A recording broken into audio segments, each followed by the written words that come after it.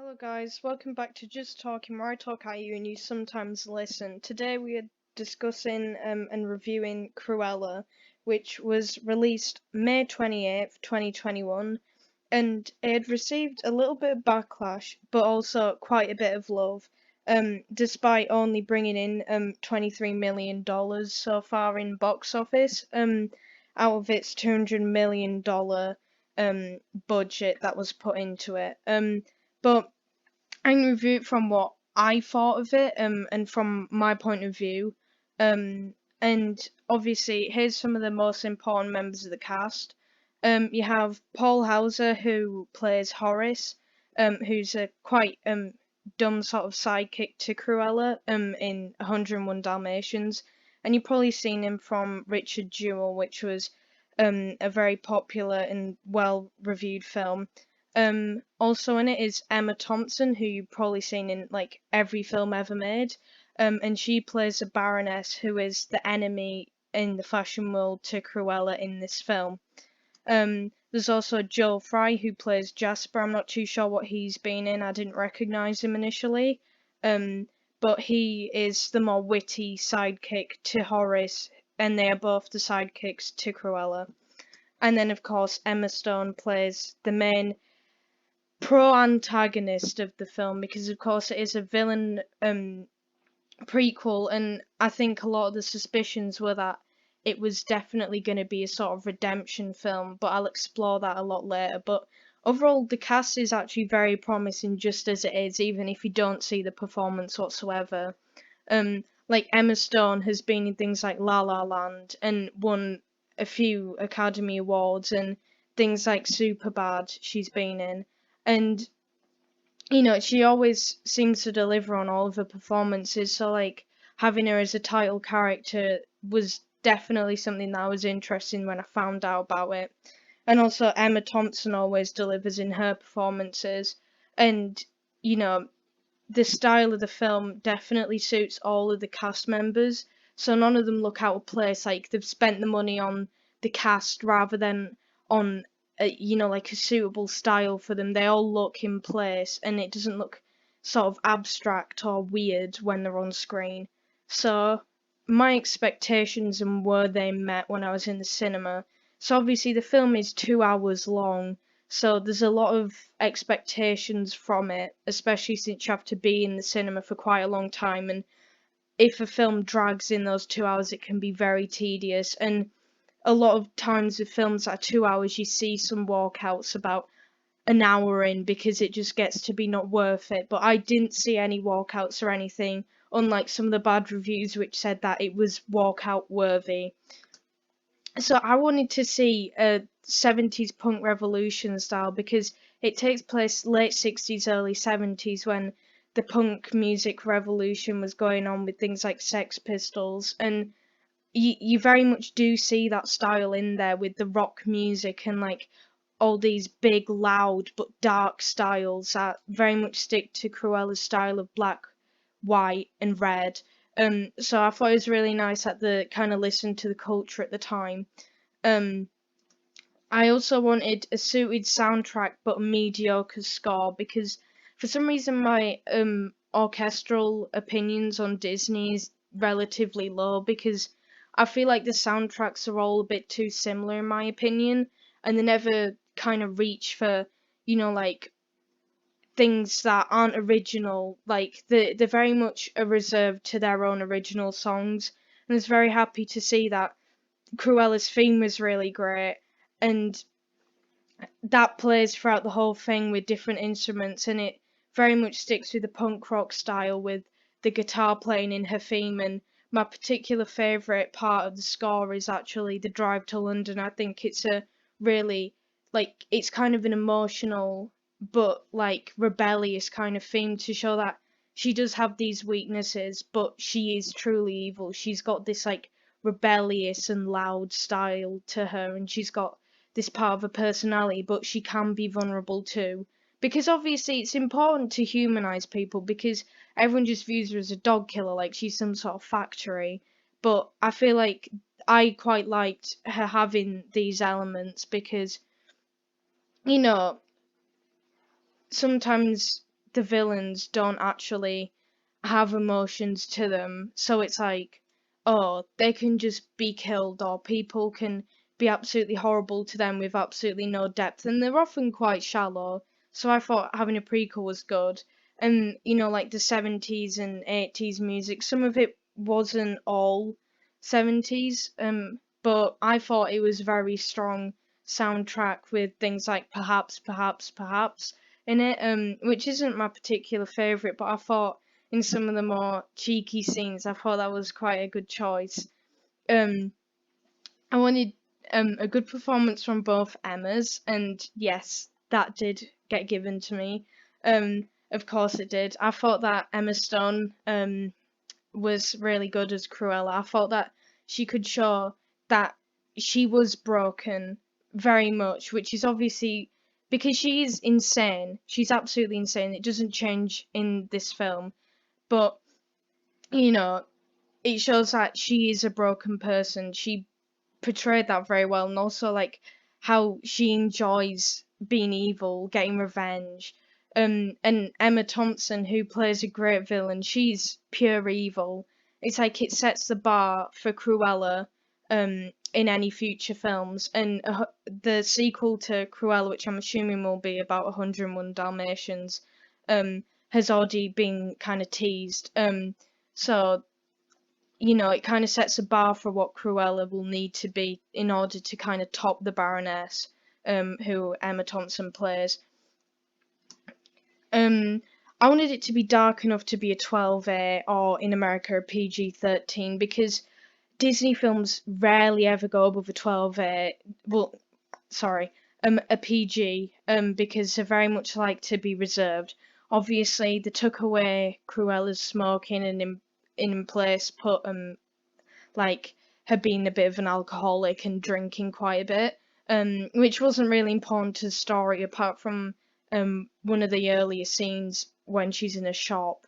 But I didn't think it was necessarily dark enough to be a 12A. I didn't think it kind of explored too much about her obsession with Dalmatian fur, but I'm sure it'll be explained later. But it didn't, like really show how deep she went. Obviously, there is some darker scenes that kids will probably find confusing or scary, with like people being killed or people like being attempted to be killed. So I suppose it is in a way, but it wasn't like affecting really. It wasn't the dark in the sense that, oh, she is like a true mad woman, but I suppose we'll see that descent soon. Reference to 101 Dalmatians. So this did happen. There was a post-credit scene which I didn't know about because they don't tell you. And the credits, which are very beautifully styled, play for a few minutes beforehand. So at that point, we'd all like left the cinema, and I saw it on the screen. I thought, oh my god, they didn't tell us about that. So luckily, I managed to find it and watch it, and it does reference 101 Dalmatians and obviously sets it up. So if I would have seen that in the cinema, I'd have been able to mention that a bit sooner. A conflicted scene on her villainity is what I really wanted to see, because it's like I wanted to kind of explore if there was a reason for her being like that, if something truly horrendous had happened that meant she wanted to kill dogs. But in the film, as you find out that there's an initial reason why she might want to, kill dogs, and it's to do with a balcony. And obviously for people who haven't seen it, I will actually reveal until the bit where I talk about some spoilers later on. But you think that that's the reason, but then it's twisted and changed, and your expectation of her wanting to kill dogs is very much tweaked, and then you think, so there's going to be something that is going to happen that's really going to make her switch, like she's going to become broken to the point where she goes that low, and you don't see her get that low, which is why I was really hoping for a sequel, because you only see her start to get revenge and start to become really vindictive from just being like an innocent kid being like emotionally scarred, to them being a fully grown woman who can handle things herself, but then all of a sudden turning to revenge on the Baroness and things like that. And I thought it was quite nice seeing that she was actually broken, because in 101 Dalmatians you don't really explore that, because she just looks like a mad woman who drives recklessly, smokes all the time, and loves illegal furs and things. Um, but in like the prequel, you actually find out more about her, and it's not making her seem any better, in my opinion. Um, I wanted an engaging storyline throughout the 2 hour showing, and yes, they did serve on that. They definitely did, because it's like it gets to a point where you think, oh, they're just gonna talk and talk and talk, and then bam, something happens, or something funny will happen. And the humor isn't like, oh, we want you to laugh. It's like dry humor. It's like something where it's like, oh, it's so ridiculous, you have to laugh. And like there's always some form of action, or even just like seeing the fashion is good enough. Like the music and the lights and all of that kind of stuff just really engaged me. And I thought the exploration of the dark colours, even though they're so dull, it just made it so interesting seeing how, Cruella in her fashion career, obviously before she became this absolute icon of evil, um, seeing how she actually lived before that, is interesting enough, because it kind of tells a tale of like how hard it is for someone to make it, but how, it has to be the right person, because obviously Cruella is very jealous of everything. She wants revenge on anything and everything. Um, and a unique take on the story, because I didn't want it to be exactly like the Glenn Close or animation editions. Well, obviously the live action one was Glenn Close. But I wanted it to be unique and different, and I thought that it definitely was, because it took a like darker take on it, and how she kind of rose from the ashes, but as a dark phoenix. She wasn't ever a graceful phoenix who rose from the ashes. She kind of got success from being bad. She made sure that her competitors weren't around, because obviously, as you find out, that she has ways to sort out the Baroness. She knows exactly what she's doing. She's very smart, but very evil, and there's no mistake in that. They make sure that she's still a villain, but she has a villain to compete against, and I think that's really nice. Not The Lion King. That's my benchmark. I just feel like The Lion King wasn't my thing whatsoever, and whenever I see any sort of remake for Disney, my benchmark for the lowest of the low is Lion King, in my opinion. And it wasn't The Lion King. Nowhere close to Lion King. It didn't touch any songs until the credits, and I thought that was great. Apart from the song about dogs in it, which I had stuck in my head for a long time, but definitely not The Lion King. Not a carbon copy with the best bits taken out. It definitely makes sure that it's its own prequel story. Is it a feminist ploy or a redemption film? Short answer, no. I don't think it is. Because the thing is in the prequel film, Cruella is quite cool. She has a nice style, she's smart, she's savvy, but then at parts you think, oh, that's kind of sad, that happened to her, and then you think, oh, no, no, no, she's literally gone and taken that grief and emotion and basically, tried to, say, kill someone, or she's gone and robbed something, because she is displayed as quite a normal criminal. She thinks it's fun. She does that for a living. Like, she goes around with Jasper and Horace and literally, like, pretends she's someone else to rob somewhere, or literally in the place that she works, she robs that place eventually. And it's like, she takes that emotion, does something completely irrational. So she's not like this feminist icon where everyone's like, oh my god, it's a powerful woman. Like, yes, she's powerful, but that's because people are probably scared of her now. It's like, I don't think she is, because she was always a female villain, and Horace and Jasper have always been her sidekicks, but I think that she's not controlled by men in any way. Men don't tell her what to do, I don't think, in the film. Um, I think it's not a feminist film because it's just showing that there's these two villains in fashion who are competing. I didn't see it in that kind of way. And that's as like a viewer who has like no real bias or anything and isn't nitpicking for these details. And I thought characters like Jasper and Horace, who were quite minor characters in my opinion in the cartoon, they were quite relevant in this because Jasper is actually really insightful and things, and they kind of cool her down. And I think there's some inspirational men and women in this film as well. And I don't think it's a redemption film because I still think she's evil. I still think everything that she did in that film was wrong because she got her happy ending, but you've got to think about how she got there. She was a criminal. She tried to. She literally does. She does like not something horrible, but she does something completely immoral. It's smart but immoral to the Baroness to make sure that she gets everything in the end.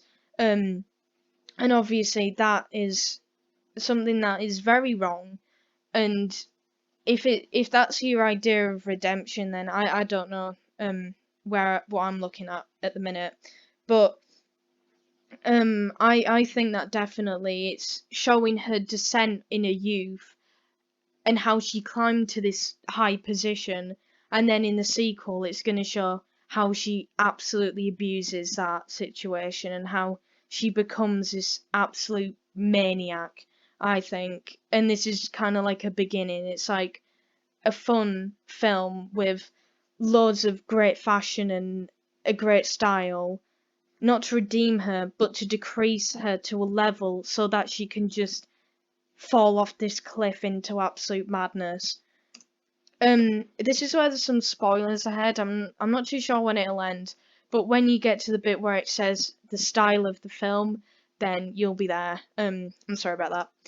So this is my opinion of the story. So it starts off with young Cruella, and she is a rebel child. She doesn't like to be in school, and she kind of is friends with the misfits. And in my opinion, this bit was a bit boring. I thought it dragged on a little bit, and I was very happy to see older young Cruella on the screen. But not because I didn't enjoy the acting. I thought the acting was quite clever and and the actress for young Cruella, I thought that she was, like quite sassy about it. I thought she was quite good. Um, and it kind of sets up for the rest of the film and everything else. And you know, I think it's nice to set it up like that because it shows that she was never this innocent child. She was always like a rebel. She was always built to be this like absolute machine of a villain. Like she wasn't nice in school. Like yes, she was bullied, but that's not to say she didn't do something back. She was constantly getting the black dots in school, and I feel like that's a nice detail because it kind of shows that she was always a bad egg. And obviously then you see when she's obviously taken to the house of the Baroness, obviously she doesn't realise that's her at that point. Obviously her mother, I say that in quotation marks, is obviously killed by the dogs, after they're actually revealed to be summoned on her later, but she thinks that it's her fault because Cruella's snuck into this ball. And, you feel a little bit bad for her, but then you think, at that point I was thinking, well, you did that because obviously you don't know that it's not her fault. I was thinking, oh well, you did that. You could have stayed in the car. Like you didn't have to get out. If your mum was going to do something to help you out, then you should have just stuck there and maybe you'd have made it to London. But obviously that's not the case. Obviously when she's in London, the older Cruella is obviously part of this little gang with Horace and Jasper, and she gets a job at it's Liberty of London is the department store, and she ends up defacing a window when she's drunk, and obviously the Baroness thinks, oh, is blooming brilliant.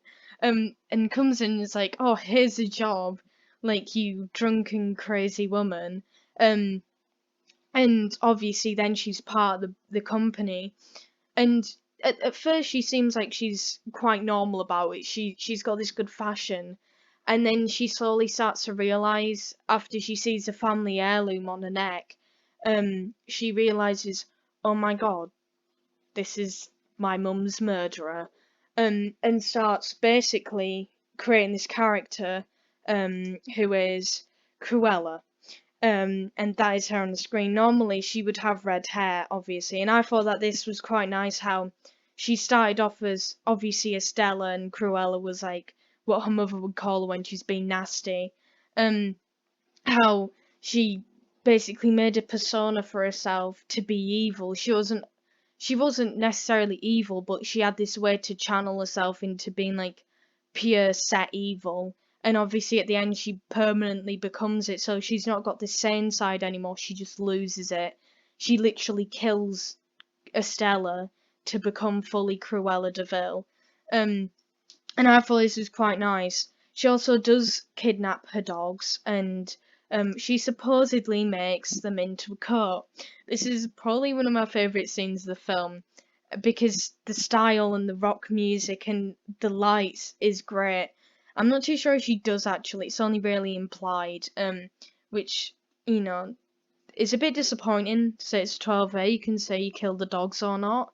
Um, but I thought the outfits were great in the scene, and I thought it was really nice to show that when she was younger, she had an interest in these Dalmatians because, like, it's kind of getting back. It was like her way of revenge is like, oh, well, you be nasty to me, you do something to my family, then, I'll do something nasty to you, I'll kidnap your dogs and kill them.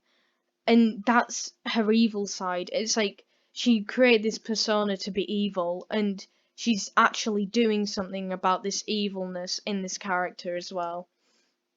And then obviously there's a post-credit scene after all of this has happened, after like Cruella has, well, Estella has been pushed off of the cliff in front of a full crowd of people, and obviously the Baroness has been taken away, and you see this funeral of Estella, and Cruella is there just like, well, now I'm evil forever. And obviously she realizes that, I can't remember the name of the Dalmatian, is having puppies, and she gives Pongo to the lawyer in the story and her journalist friend, which I can not remember the names of, sorry. But this is a setup for the sequel, and that's the post-credit scene that I missed out on. But well, I didn't miss out on because I went back into cinema to watch it. But obviously this sets it up, and I thought it was quite nice how they left that hint at the end. That I thought that was really great of them to do, and also, it gave me hope that they were gonna do something with it, like we were gonna see something happen. How she has these Dalmatians already, but she's just giving it away to the couple you see in the cartoon. Well, that's what I think it's gonna be anyway. So she's obviously something's gonna click, and obviously these Dalmatians she has already aren't gonna last long, or she's gonna use them as a weapon, and then she's definitely gonna come after Pongo and the puppies when that happens. But then you have Wink. This is him with obviously the ring around his eye because obviously they had to CGI the patch in. Oh my god. Oh my god. Don't even watch any part of the film other than the parts of winking. No. Wink is like this funny little rebel chihuahua who knows how to rob anything. He's just great. I think that adding Wink and like how he's like this robber, I think is quite nice because it can be quite a dark film at times where it's like, oh my god, everyone's fighting each other, everyone's like driving recklessly, and everyone's just doing all these horrible things to each other, and it's like then Wink's there like pretending he's a rat, and it adds that comic element that Disney always adds in, and I thought it was quite clever how they did it. Obviously, the style of the film. This is going to end up being half an hour long. So obviously here's some of Cruella's outfits. You have her like kind of first appearance in the film, which is obviously her flame dress, and she starts off in this like white gown and she sets it alight. And obviously this is actually one of the dresses that Estella has designed herself. And obviously she comes as Cruella in it, and obviously the Baroness has taken full credit for this dress as well. She hasn't credited anyone else. She's quite a self-absorbed villain as well, so like she definitely doesn't care about anyone else. Um, and obviously, she turns up in this brilliant dress, and she basically is like the center of attention. The Baroness doesn't like that, so I thought that was really clever. How, you know, she like Cruella was made to be the center of attention to show that not only did she want eyes to be on her, but everyone else around her did, and that kind of show like plays to obviously what might come next. How she's just going to be this tyrant of, oh, look at me, I am the thing. And obviously, I think what they're going to do with the Dalmatian thing is make it like super trendy, and it's like, oh my god, I'm Cruella and I have Dalmatian fur. None of you guys do, but look at me. I think she's going to become quite self-absorbed, more so than she already kind of is, because as you see in the film, she comes quite disconnected. Obviously, this is a biker outfit for the future, and she turns up in this, and everyone's like, oh my god, look at her, not the Baroness, because oh my god, the Baroness's style is so plain, and this is this punk style with leather and glitter and things, and obviously everyone puts attention on her, and she drives away before there's really any consequence too. And this is, I'm not too sure what this is, but I just call it like the royal dress. And it's this super long and elegant, like, kind of army sort of dress. And I think it's really nice because it's quite funny how she walks on top of the car and pulls the trail of the dress over the front of the car, and Baroness is trying to get out. And I thought that having this style that's so extravagant and you can't look away just shows that she's smart with her fashion, but obviously she doesn't use it for the right purpose. She uses it to basically say, eyes on me, I'm going to trap someone in a car, which is obviously illegal, and then stand on it, parade around, and then just leave and get all the attention and basically tarnish someone's life. Obviously the Baroness does have some good style, but obviously, as you find out, none of it is truly hers. It's all kind of her staff's because she claims it's all hers. Um, and obviously her sidekick, who is kind of a bit of a like a nervous, kind of nerdy sort of person, he gives me those sorts of vibes.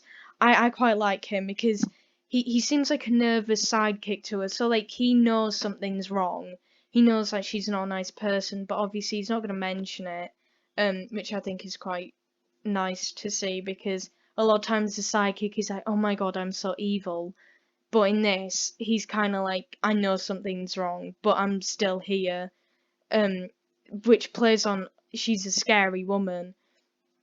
Obviously the style for the title is nice as well. It's kind of like scribbly and messy. Well, it's not like scribbly, but it's like this cursive, like freehand kind of style, which just shows how like she has a messy history. She's disorganized, but for whatever reason, she still is. She's still got everything under control. She's somehow operating all of this stuff under the law, and yet she's this erratic person who obviously I'm hoping is gonna descend even further.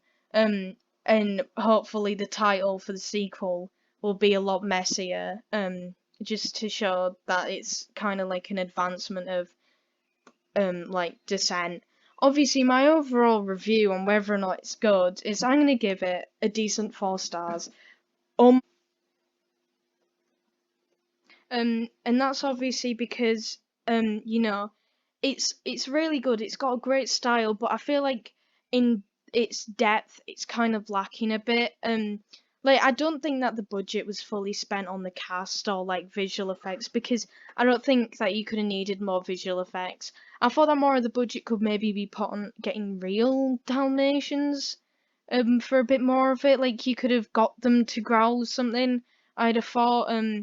I just think that maybe Disney adding more CGI animals is a bit of a bad choice. It looked alright, but I thought, wouldn't it be nicer if it was like the live action where it was real Dalmatians and it looked genuine?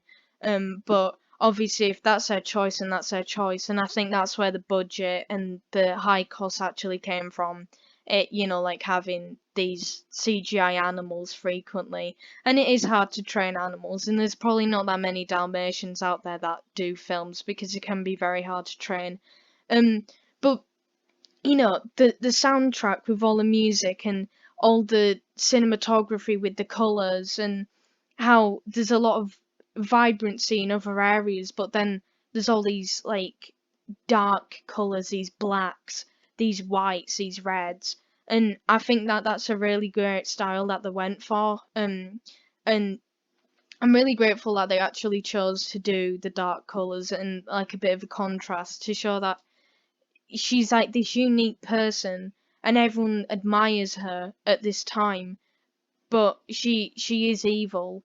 She's this, like, darkness is associated with bad, evil, like scariness, and red with blood, and obviously she literally, she does things to do with death, of course. In the spoiler bit, you'd have actually seen that there is quite a bit to do with death and cliffs and things. So obviously that's tied in. Um, and I do think that very much the movie style is very good. I think that the style is the main point because you can just be engaged by that. You don't even have to like the story, in my opinion.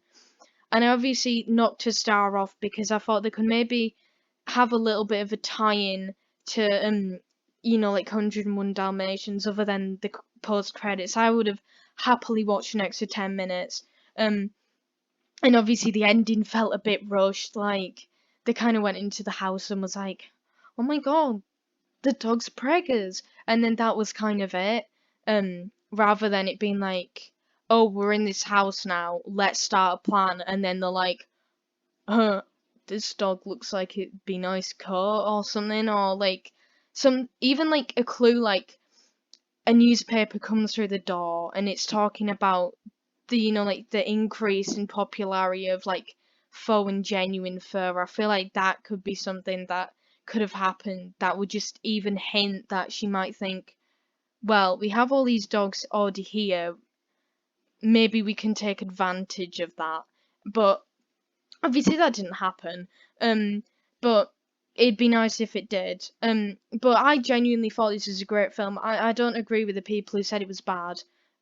Because the style, the music, the cast, it was all strong. There wasn't really a bad performance in there.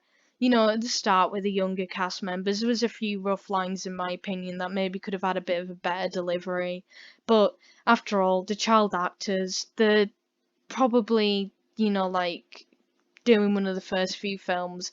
So I suppose you have to let some of them off. Like, I've done auditions myself and said a few scratchy lines, so you can't really blame anyone for it.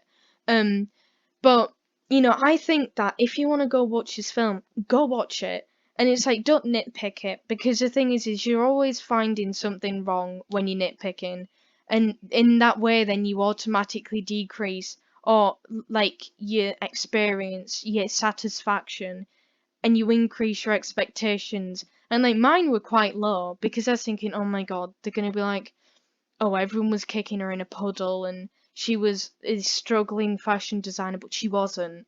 She was very successful.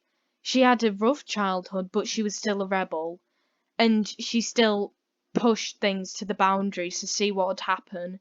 And it shows that she wasn't ever this good egg. It's not trying to show that whatsoever. And I thought from a villain prequel that would definitely happen. They try to like overly humanize them, but you see that she's human, but she's got a lot of cracks in her. And I thought that was quite nice that they included that depth to her. I thought it really was. So if you do want to go check it out, definitely do. Don't focus on the budget. Don't focus on the box office grossing. Don't focus on these critical reviews talking about like certain agendas in it. Because in my opinion, Cruella is presented as this cool character, but she's evil. You have to watch it with your eyes open. Actually, you have to watch it with just one as a minimum, or even none, because it's enough to see that, Cruella is bad. She's not as bad at the minute, but she's definitely getting there. So definitely go check it out. I'd say 4 out of 5 stars for sure. I thought it was brilliant. Even the intro was great with how partway through you actually hear her laughing.